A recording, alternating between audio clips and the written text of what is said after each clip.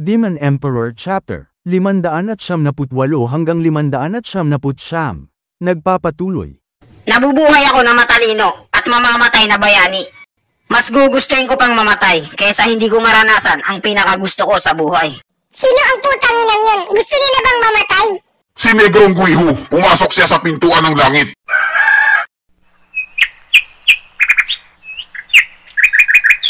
Umaga na, hindi pa rin ba sila lumalabas? Siguro papalabas na sila. Ang tagal na nila sa loob eh. Sa wakas, nakaraos din. Nahirapan ako dun ah.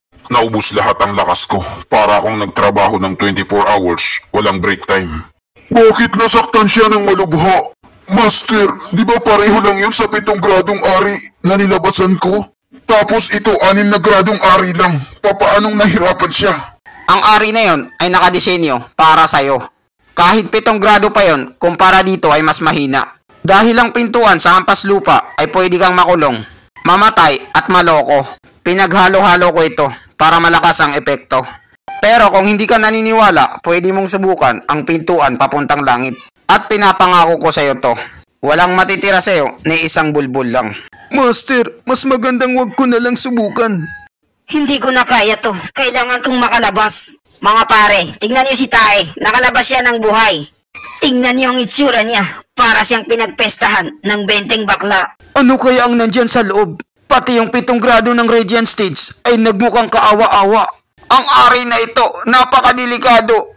Wala tayong pag-asang makaligtas. Hindi ko papasukan yan. Binabati ko kayo. Congrats sa inyong dalawa. Pumasa kayo sa pagsusulit. Eto na, tanggapin niyo ang ayuda. Ito ang pabuyang na panalunan niyo. Si Negrong Guiho ay pumasa siya sa pintuan ng langit. At makakatanggap siya ng 7 gradong masamang gamit. At 4 na 7 gradong gamot. Si Tae naman ay nakapasa sa pintuan ng hampas lupa. Makakatanggap siya ng 6 na gradong masamang gamit. At 3 piraso ng 6 na gradong gamot. Totoo ba itong natanggap namin? O baka prank lang? Nakalimutan ko palang sabihin. Kapag natanggap na kayo bilang kapili-piling trabahador, hindi lang kayo mag-e-enjoy sa limpak-limpak na kayamanan. Makakatanggap din kayo ng regalo ngayong Pasko. 7 gradong masamang kagamitan at 4 na 7 gradong gamot para sa papasa sa pintuan ng langit. 6 na gradong masamang kagamitan at 3 6 na gradong gamot kapag nakapasa kayo sa pintuan ng hampas lupa. 5 gradong masamang kagamitan, 2 5 gradong gamot ang papasa sa pintuan ng pro player. 4 na gradong masamang gamit, 1 4 na gradong gamot sa mga papasa sa mga dilawan. Marami talaga kayong pagdadaanan ng mga pagsubok sa buhay. At kayo na ang bahala kung matututunan niyo ito para umangat sa buhay at maging isang mayaman sa mga may hirap. Kayo na ang bahala kung anong pipiliin niyo. Bahala kayo sa buhay niyo. Tangina, ano ba hinihintay natin? Unahan na to! Gago, inunahan mo pa ako sa plano ko ah. Bilisan niyo, baka maubusan kayo! Ayan na, naghabulan na sila para sa ayuda. Ganyan talagang pag-iisip ng mga may hirap. Gusto nila madali. Eto na, sinusoli ko na itong masamang gamit na pinahawak mo sa akin. Alam ko ang ibig mong sabihin. Ginamit mo lang itong palabas para akitin sila. Ngayon naniwala na sila, kaya isusoli ko na to. Tama ka, ginagamit ko nga yan para akitin sila. Pero totoo ang sinasabi ko, hindi ako nagsisinungaling. Ang bagay na yan ay napanalunan mo dahil pumasa ka sa pintuan ng langit. Kaya kunin mo na yan at itago mo. Kung gusto mong maging kapili-piling trabahador, deserve mo yan makatanggap ng regalo ngayong Pasko. Pero masyadong mahal to at napakahalaga. Talaga bang ibibigay mo na lang to sa akin? Wala lang yan sa akin. Maliit lang yan na pabuya. Hindi ako mahirap na tao. Isa akong billionaire. Si Master ay napakayaman niya. Kung ayaw mong tanggapin, ibibigay niya na lang sa iba. Ano? Hindi pwede yan. Akin na to. Sinabi ko na sa inyo bago pa kayo sumali sa kapili-piling trabahador. Bibigyan ko kayo ng maraming ayuda na galing lahat sa akin. Kaya ngayon, kayong dalawa, lalo ka na Tae. Hindi mo na kailangan alalahanin ang politiko sa loob ng sekto. Habang nandito ka sa opisina ng trabahador, hindi tayo umaasa sa sekto na may manggagaling na pondo. Sa akin lang kayo aasa. Ako ang magbibigay ng lahat ng pangangailangan nyo. Kung ganun, gusto niyang gumawa ng sarili niyang group chat sa loob ng sekto na hindi nila namamalayan. Ang lahat ng mga mag-aral ay pumupunta sa sekto para lang makakuha ng ayuda. Bakit ka pa pupunta sa sekto kung mayroon namang magbibigay sa'yo ng ayuda? Kapatid kong Chupa, ano ang pwede naming itawag sa'yo? Matagal na akong stewardess ng angkan namin, bago pa ako mapunta rito. At ngayon, ako ang stewardess ng opisina ng trabahador para sa mga kapili-pili. Kaya tawagin nyo na lang akong stewardess Chupa. Stewardess Chupa, kinagagalak ka naming makilala. Ha ha ha. Magaling, magaling.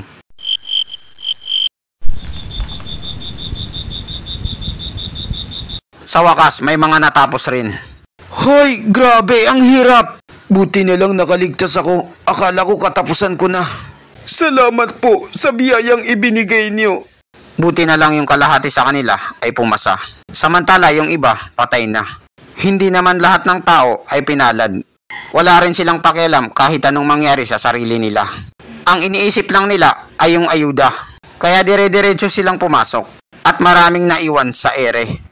At yung mga naiwan sa ere, alam nila ang limitasyon nila. Mahina ang kanilang mga puso. Wala na silang kinabukasan, mananatili silang mahirap. Kahit may mga nakabalik, mayroon din namang mga naiwan. Walang may alam. Nasobrahan sila sa yabang, hindi pala nila kaya. Pero kayong lahat na nandito, binabati ko kayong lahat. Congrats! Simula ngayon, isa na kayo sa mga kapili-piling trabahador. At makakatanggap kayo ng limpak-limpak na salapi at ayuda galing sa akin. Yay! Mabuhay ka, Chupa! Mabuhay!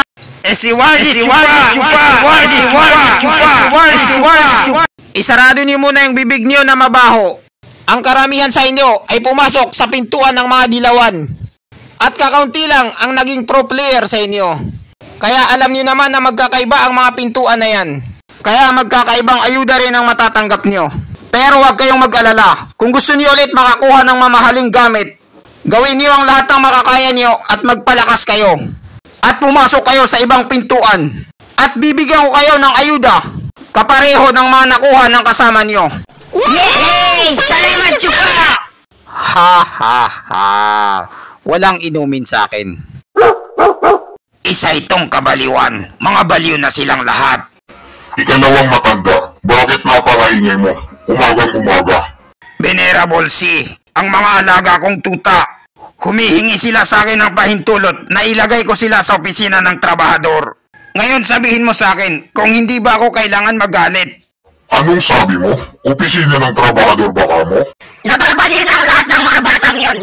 Ikapitong matanda, anong nangyari sa'yo? Ano pa ba kung di ang opisina ng trabahador na yan?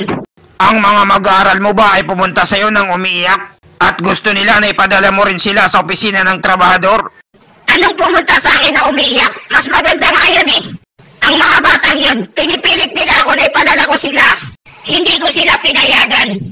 Ang ginawa nila, ninakaw nila ang mga gamot ko na pang-maintenance. At sinira nila ang bahay ko. Gumawa na sila ng kasamaan na mas masama pa nung una.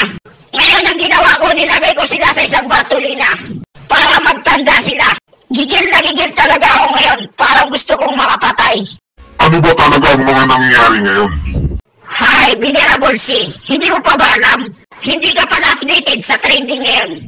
Ang opisina ng trabahador, namimigay sila ng mga gamot at mga kagamitan na parang wala lang. At hindi lang yon, nagtayo pa sila ng kapili-piling trabahador.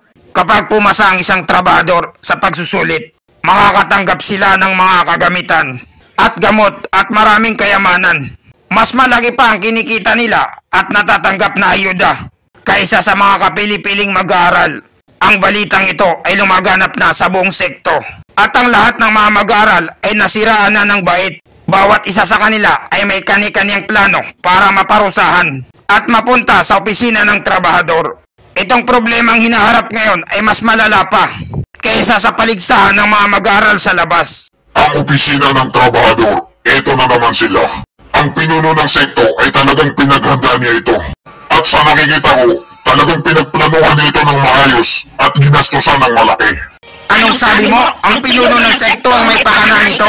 Kayong dalawa, sabihan niyo ang lahat ng mga matatanda at mga venerables. Magkakaroon ng tuwad kong hearing sa palasyo ng pinuno ng sekto. Masusunod, bossing! Tingnan natin ngayon kung hanggang saan ang tigas ng pinuno ng sekto. Kapag in-impeach na natin siya,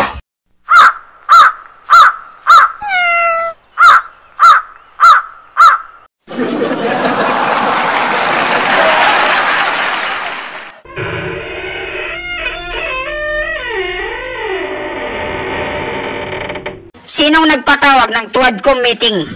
Napagtitipon na ito. Pinuno ng sekto, magandang umaga sa'yo. Magandang Pinuno umaga ng po, sekto, pinuno ng magandang sekto. umaga sa iyo.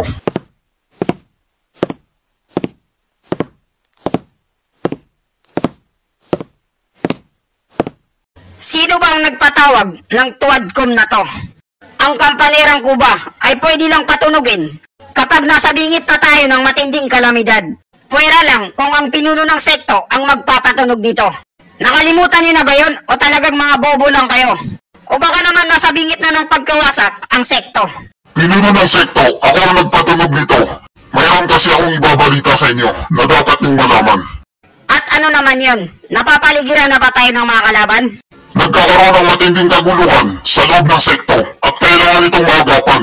Kailangan ng pagkakaisa natin para sa kahit ano pa mang dumating na sakuna para makaligtas ang Demon Semeng sekto sa mga kalamidad. Itong problema natin sa loob ng sekto ay nakakabahala. Kailangan na itong maagapan bago maapektuhan ang kaligtasan ng lahat. Ano ba ang pwedeng maging dulot nito at sinabi mong delikado? Mapupunta ba ito sa pagkawasak natin? Nakikipagmatigasan ang pinuno ng sekto. Kailangan ko na siyang iside in contempt. Mga matatanda at mga venerables, ilan sa mga mag-aaral ninyo ang naging baliw na at kakaiba na ang mga kinikilos at sinasabi nilang gusto nilang pumunta sa opisina ng trabahador. Nawalan ako ng higit kalahati ng mga mag-aaral at hindi na magtatagal at mauubos na ito at wala nang matitira. Napakabobo mo talaga. Madali lang yun. Tigilan mo sila. Ikaw ang bobo, huwag mo akong matawag-tawag. Kapag pinigilan ko sila, hindi ko alam kung anong mangyayari. Baka magsilayasan sila bigla. Nung una, ginagamit ko sa kanila na panakot ang opisina ng trabahador. Ngayon na hindi ko na magamit sa kanila dahil tatanggapin na nila ito nang walang tanong-tanong. Tama. Ang mga mag-aral din namin, naging baliw na sila. Ayaw na nilang gumalaw at magtrabaho. Ano na ang gagawin namin sa kanila? Ang opisina ng trabahador ay naging trending ngayon. Halos lahat ng mga mag-aaral ay gusto nilang pumunta doon. Napakaingay naman ang mga taong to. Chupa, magaling ang ginawa mo. Tinira mo sa likod ang mga matatanda na to at nasaktan sila ng husto. Hindi na nila makontrol ang pagdami ng tao ng opisina ng trabahador. Kailangan lang nating maghintay ng ilang araw at babagsak na ang loob ng sekto. Pinuno ng sekto, nakita mo na ngayon kung anong nangyayari. Sa ganitong kalagayan, hindi na maganda ang pagtuturo ng mga magagandang asal at pagpapalaki ng mga mag-aaral. Nasira na ang balanse ng pamamahala dito. Hindi magtatagal ito ay lalaganap sa buong sekto. At yan na rin ang magiging matya ng katapusan ng sekto. Kung ganon, ano ang gusto mong gawin ko? Pinuno ng sekto, ipatanggal niya ang tinatawag na kapili-piling trabahador. Dahil isa itong kasinungalingan na pang-scam. At ibalik niyo ulit sa dating gawi ang opisina ng trabahador. Pakiusap pinuno ng sekto, ipaayos niyo ito. At ipataw niyo ang nararapat na kaparusahan sa kanila. Ang batas ng sekto.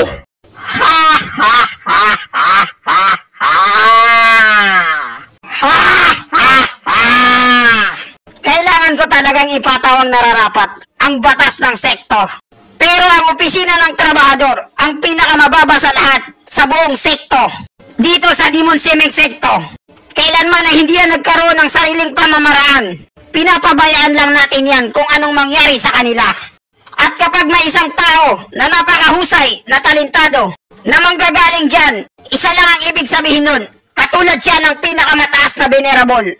Yan lang ang nag-iisang pag-asa ng mga kriminal na yan. Kapag sumobra na ang pagiging sikat nila, may higitan na nila ang lahat. At yan ang magdadala sa kanila sa pinakatuktok ng sekto. Ang batas ng sekto, ang ating batas. Kapag ginalaw mo ang opisina ng trabahador, ay parang tinalikuran mo na rin ang matagal na nating paninindigan. Nanamana natin sa mga kanino-ninunuan natin. Siya nga pala, si Venerable C ay may tama siya sa isang bagay. Lahat tayo dito ay nangangarap ng mataas na estado sa buhay. Kung hindi mo kayang bantayan ang sarili mong mga mag-aaral, mas magandang mag-resign ka na lang. Naisip mo na siguro na hindi ka pa sapat para sa trabahong ito.